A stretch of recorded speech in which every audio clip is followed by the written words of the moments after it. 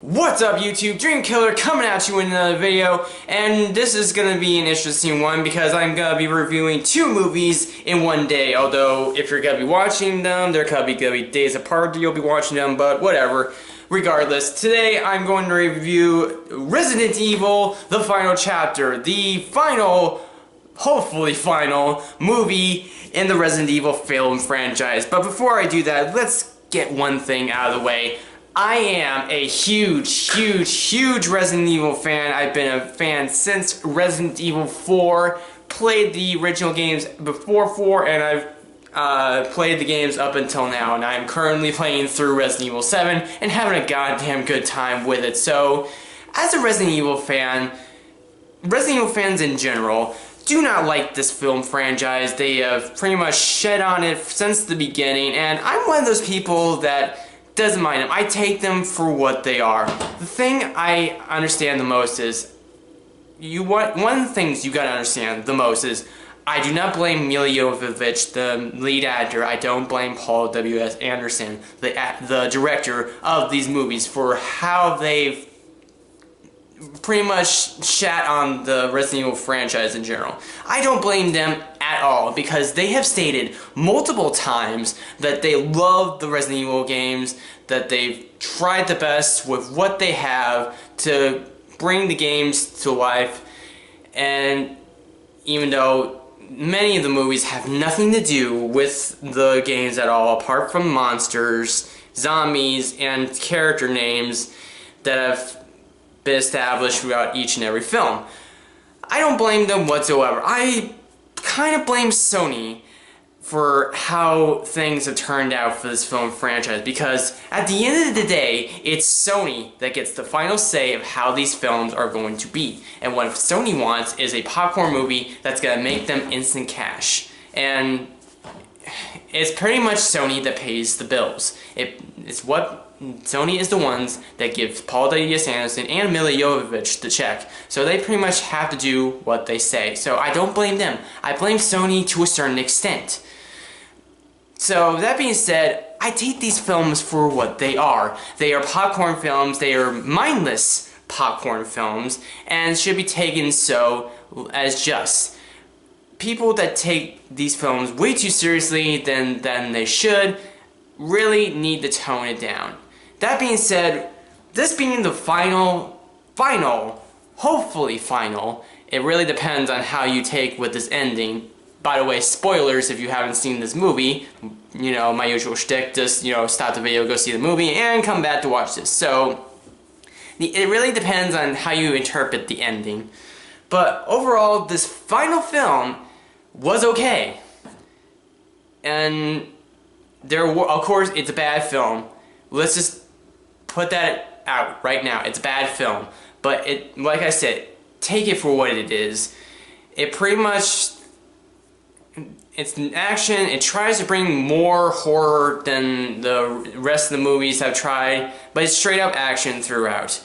Basically, how this goes is, it's right after the last Resident Evil movie. Washington, D.C. has been destroyed. Humanity is on its last limb, and Alice has 48 hours to find a cure to stop the T virus from spreading any further. Otherwise, humanity is going to be wiped from the planet. And with the help of the Red Queen, she goes back to Raccoon City, to the Hive, to find an antivirus, airborne antivirus that will save humanity and stop the T virus once and for all. So it kind of plays out as a Need for Rush type of movie. She has 48 hours to get this shit done, and so things go by very quickly, and that's where the problem of this movie begins. First of all, let me get out the problems that I have with this film. First of all, the jump scares.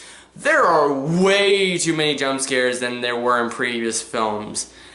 I couldn't fathom how many jump scares I could have counted, and they were so obnoxious. Add to the fact that this movie was obnoxiously loud throughout the entire thing. The jump scares did not help that fact. Like, I'm one of these people. I'm not scared by horror movies whatsoever. I have failed to see one horror movie that's ever scared me in my life. But when it comes to jump scares, you know, I naturally jump because I naturally do not like loud sounds. They make me jump. Sudden loud noises, they just make me jump. And this movie had abundance in them, and it got to the point where I'm like, this is not a joke anymore. This is getting to the point where it's annoying. That's one of the problems I had with the film. Another problem. God damn, the shaky cam and the editing were the worst parts of this movie. The worst editing, the worst fucking jump cuts I've ever seen in my life, and the worst shaky cam. Shaky cam is getting to the point now where it's annoying and should not exist, and this is an example of why it should not exist. Shaky cam was so annoying, you could barely see what the hell was going on because of it. There's so many twists and turns around with the camera, and you're wondering, God damn, was this cameraman drunk when the fucking film was going on? It was annoying. But that was another problem, and for whatever reason, I think Paul Anderson was pretty much forgetting his own damn lore within the movie, because there's a lot of loopholes, there's a lot of plot holes that just don't make sense, that almost kind of retcon a lot of things that the other movies had established with its lore. Especially with the twist ending in the end. I'll get to that later, but that's the problem I had. So let's just get straight out to the ending, and why I don't really think this franchise is exactly over. So it's revealed that Alice was not the original Alice that we all thought she was. She is actually one of the many clones that was made by Umbrella. In reality, it was actually the original woman, Alexandra it was the doctor who created the T-virus. It was her daughter who was suffering from accelerated aging, and that's why the T-virus was created, so she could prevent her aging, which unfortunately did not work because, you know, it still went on. So we had the real Alice, Alexandria, or her name is something like that. She was in cryogenic sleep for all this time that this movie series was going on, along with all of the Umbrella corporate people who were in cryogenic sleep, because we're revealed that the reason that the T-virus was created is so that Umbrella could wipe the earth clean and start all over again, kind of like all those religious stories. And start anew, you know, start with strong human beings. And that's pretty much kind of the twist ending that this film makes.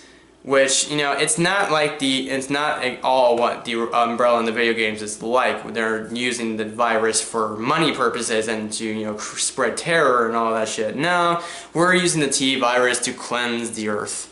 And, you know, take it for what it is. It kind of, you know, it kind of slaps the lore of the films in the face, and that's why I said I think Paul Anderson really forgot what his lore was for these films. I think he really didn't care. Not to say that's his fault necessarily, but, you know, you kind of wonder, did he forget how his story ran throughout the films, or did he just not care? I don't know. So yeah, Alice is not the real Alice, it's a clone, and the Red Queen is also, you know, a copy of the original, the computer form, and so yeah, we have that. We have the villain, you know, we have this big villain versus Alice, where in the end, you know, she takes down, or gets the antivirus, you know, spreads it, and it's, you know, it's airborne, so it's gonna spread to the earth and destroy all anything holding the T-virus within them. So that's pretty much it. That's the end of the movie. But the thing is, here's a quote from Alice, the character, saying that even though the antivirus is airborne, it could take years to spread, and that she says, and I quote, "My job is not over." Which kind of makes you think that this movie franchise, even though this is the title of this movie is the final chapter, is not necessarily over because she says that. I don't know if maybe they're changing their mind and maybe they're going to continue on with one more movie. I don't know. It's up in the air what they want to do. Honestly, God, I really want them to just make this the final film and end it. It needs to end, because it's getting to the point now where people don't want these movies to exist anymore. I, myself, don't care, because it's just a popcorn film to me. I don't take it that seriously.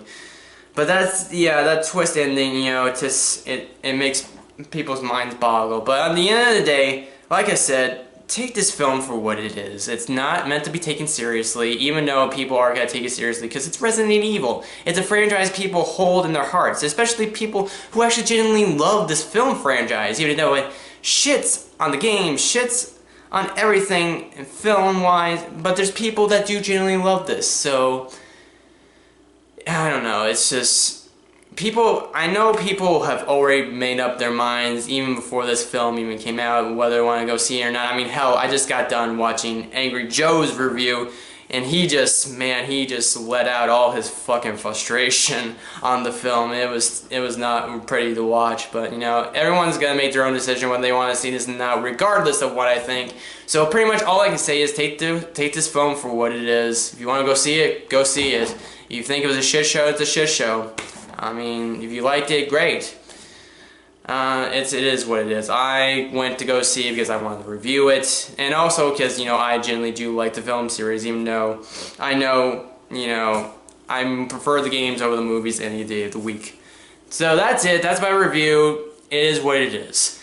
So I look forward to what you all think. Comment down below. Did you go see it? Did you decide not to go see it? If you did get to go see it, what'd you think of it? So that's it, that's my review of Resident Evil. So thank you all for watching. If you liked this video, hit the thumbs up button because my channel grows because of it, and subscribe because, as always, I have many more videos to come like this. I'm Dreamkiller, gamers keep on gaming, and Resident Evil fans keep on rockin'.